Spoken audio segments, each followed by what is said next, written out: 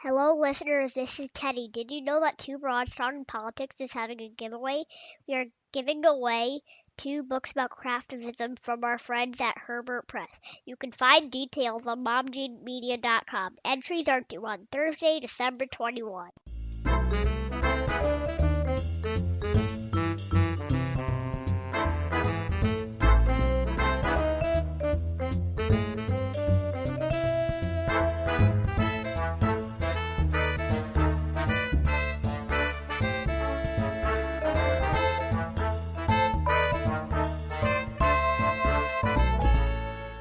Hey everybody, this is Kelly with Two Broads Talking Politics. I'm here tonight with my co-host Sophy. Hey Sophy. Hey, Kelly. And we also have a special guest today. Sarah Scanlon is joining us. Sarah has served a number of different positions in politics and in campaigning. She was recently the National Director for Outreach for the LGBT Community and the Arkansas State Director for Bernie 2016. She's also been the State Director for the Arkansas Voter Registration Project and a whole bunch of other things she can tell us about. So hello, Sarah. Hi. And today we're excited to talk to Sarah because we are talking again about running for office and campaigning. We haven't yet spoken to someone who can talk to the sort of campaign side of running for office. So we're going to ask Sarah some questions about that and then also about LGBTQ issues with campaigning. So Sarah, thanks so much for joining us today. I'm excited about this. Thanks for inviting me. Of course. So, Sarah, maybe we could just start. I would love to hear more about the kinds of things you've worked on, how you got into this kind of work. Well, it all started when I was a kid. I was just a small one. I think I was 13 when my mother ran for office in Northeast Arkansas, and she was kind of a paver. Like she paved the way in a lot of different things, and ran for office on the Equal Rights Amendment platform in Northeast Arkansas in the 70s. So that was like 1976. And she did a really great job, never having run for office before, didn't know what she should be doing other than talking to people and just getting out there. And she ended up losing and lost in a Democratic primary to a very conservative Baptist minister at a time that was, and just being part of that and seeing her fight for something like equal rights in that time, in that era was it just, ingrained in me the importance of, even at that young age, the importance of being vocal and being out there and being loud about what you believe in and what your values are. So that's where I got started. And then professionally got into it in the 90s with work in Washington State. It was Washington State's an initiative state. So you pass laws and create laws by initiative. And there was an effort in Oregon, south of Washington, to discriminate and put into law discrimination against gays and lesbians and transgender people. And that was called Issue 9. The people who were backing Issue 9 wanted to do the same thing in Washington State. And that was, I think, my first professional gig working in the political world. And we stopped that initiative. They weren't able to get the signatures they needed because we had an active bigot busting campaign that kept them from reaching the number that they needed to get on the ballot. So that was my first win, the first effort in in the initiative process. I went on to run state legislative races, state senate races, and then went to work for an international union as a political organizer and traveled all over the country working on civic campaigns and gubernatorial campaigns and doing everything I could to educate people about the importance of voter engagement and getting involved in politics. That was a big 20-year span of time for me. And now I've graduated on to, just community organizing and keeping people engaged in resistance work and doing everything I can to change the world that we have. I just got back from working in Virginia like a month and a half ago and had some of the most fun I've had in a long time, helping Danica Rome get elected. Yeah, that was a really exciting election. In so many ways. I mean, it wasn't just Danica, it was also 2 city council members in Minnesota, a school board in Pennsylvania.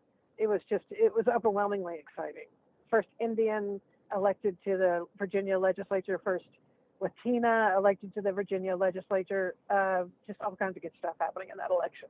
So how did you end up back in the South? So in '95, I was burned out, and I was on the beach in Corpus Christi, and a friend of mine called me and said, "Hey, we want to do some organizing work in Arkansas. We know you know how to speak to Arkansans because you grew up there." Because it's a very particular thing that is. So I agreed to come back for a short stint, and the second day I was here back in Little Rock, I went to an event at the Women's Center and met the love of my life, and just stayed after having been all over the country. And grew up in Arkansas, but I left Arkansas in my mid-20s, and I fell in love 10 years ago, and I've here ever since. Best thing that ever happened to me. And full disclosure to everyone, her wife is one of my knitting friends. If you're seeing a theme run through this entire podcast. Part of the knitting mafia. Yes, the knitting mafia indeed. That's right. So that's how I ended up, and I'm in a really great.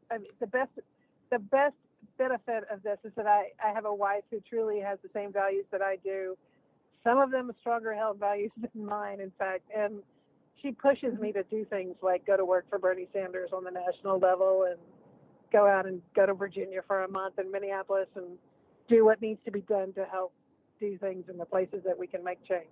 So I'm still very supported in that. Let's talk a little bit about the world right now, the way things are, the state of politics in this country. We're talking about how there's a lot of excitement in races like the races in Virginia, and how part of what you're doing right now is sort of helping the resistance. So in some ways it's a really exciting time, I think, for Democrats and for people who are interested in getting more people politically engaged, but it's also obviously a fairly frustrating time. So,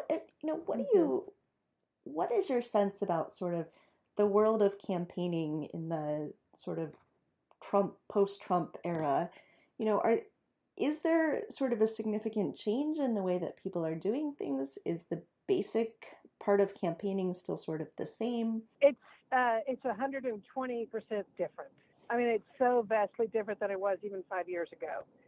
And it's not just the way people are doing things, it's who's doing them. So the one thing that the Sanders campaign, that Bernie 2016 actually showed us, is that you can release control on different aspects of a political campaign, turn it over completely to volunteers, and volunteers step up to the challenge and they flourish in it. Out of the Sanders campaign, we have changes in technology, we have changes in systems, we have a development of protocol and process. I mean, it's been really instrumental in changing how we do field, basically. Used to be that field was like a very, very minute portion of a campaign. The candidates raised money to go on TV or go on radio. And in the last 5 years, with the growth of social media and technology, we now know that the key to driving people and engaging people in the political process is one step further than what we used to be. It used to be you go to where they are, right? You meet them in their own place. But we would still mail to people, and we would still go on TV, and we would still do all the things that cost a lot of money. Now we say we go to where they are, and that means that we use texting to reach the millennials, and we don't depend on mail, we don't depend on TV, that we actually spend more time at the doors, and we do it in a way that's truly conversational and truly engaging, and not just, hey, this is Jack, you should vote for him, but rather, hi, my name is Sarah, I'm working with Jack, and Jack is running for this office. What are the things that you think he needs to be focusing on? Just that little change has been instrumental in how we actually do politics. And how did you see that kind of thing play out on the ground in Virginia? Oh, amazingly. So, and I'll just give you for instance, I spent most of the month of October in Minnesota, and when I got to Virginia, the one thing that I was swept up by was that the engagement and the number of people who were actually going out into the field and having those conversations. We hit we had 200 people coming through a legislative district campaign office in one day, and they were actually able to go through the entire district and knock on doors in every part of the district and every precinct in the district. In one day, they knocked on every door. And that would have been tantamount to a presidential campaign 2 years ago, but not necessarily seen in a legislative level 2 years ago. Mm-hmm. So 2 years ago, you couldn't find volunteers to do what we asked them to do. And in November in Virginia, we were being knocked down by volunteers saying, give us a job, give us something to do, give us something to do that makes a difference. So it was unbelievable to see it. Encouraging, hopeful. That's really heartening. Yeah, it's totally heartening, right? It's like, and it wasn't your normal group of people that you would expect to see. It was the resistance. It was the indivisible groups. It was lean left. It was forward. It was all these different resistance groups that were active and engaged and really taking ownership in what they were doing. So it's definitely given us the ability to change how we think about campaigning going forward. And I mean, and another, for instance, is so the texting technology that we use now, whether it's Hustle or some of the other groups that have developed, the way that those work and the difference in between a mass texting program where you opt in and say, you say text yes to 81552. The way this system works is it says you basically take a cell phone number, and because you're sending every individualized message, you can actually personalize every individualized message. And it takes a slew of volunteers to do that because you're limited on how much data you can give to one person, right? So you give 500 cell phone numbers to one person out of a 20,000 cell phone number list you have, then that person becomes engaged and becomes identified as a representative of a campaign and can personalize the text that they send. So it looks more like, hey, Jennifer, this is Jackie. I'm working with this candidate, ex-candidate, and we're having an event on Tuesday. Can we count on you to show up, right? That information wasn't available to us 5 years ago. And that technology wasn't available to us 3 years ago. And it was because of the presidential campaign that technology has actually been created, which is going to be incredible in the next 2 years as we use it. Yeah, I went through the training for, I think it was the Hustle program. So I had volunteered through Indivisible to help text voters in Alabama. And there were so many volunteers that they didn't need me. So they still had me go through the training because, next year at the midterms, of course, there'll be far more people that we need to be texting when it's not just one state. But I was just sort of blown away by that. I was like, you have so many people who want to help that you're actually turning away volunteers. That's amazing. Well, the good thing was that you got trained, though, right? So that you can actually say to somebody who is running in a smaller area, hey, I know about this program that you can use that actually allows you to do this. And this is an example of going where people are, because millennials, people in college, 18-year-olds and up, communicate by text much more. They will not pick up a telephone. You cannot get them to answer their phone, but they will text you all day long. And that's their key. That's the key to connecting with them, right? Is that you are actually going to where they are. It's also really great for introverts who want to help. Because I never wanted to call people. I never wanted to, sign up to do these phone banks. But texting, I was like, sure, I can do that. It's really good for millennials, not just because millennials use technology, but also because millennials also tend not to answer the phone if they don't know who's calling, but they'll read a text. Right.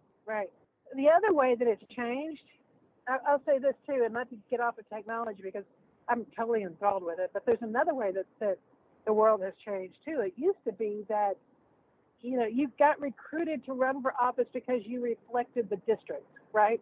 And people would say, well, they would take the term representing the district and make it sound like as if, because the district is made up of, people between the ages of 45 and 65 who were married with grown kids in high school or college, the people that they recruited to run for office had to reflect that same socioeconomic standard, right? But now, since the election of Donald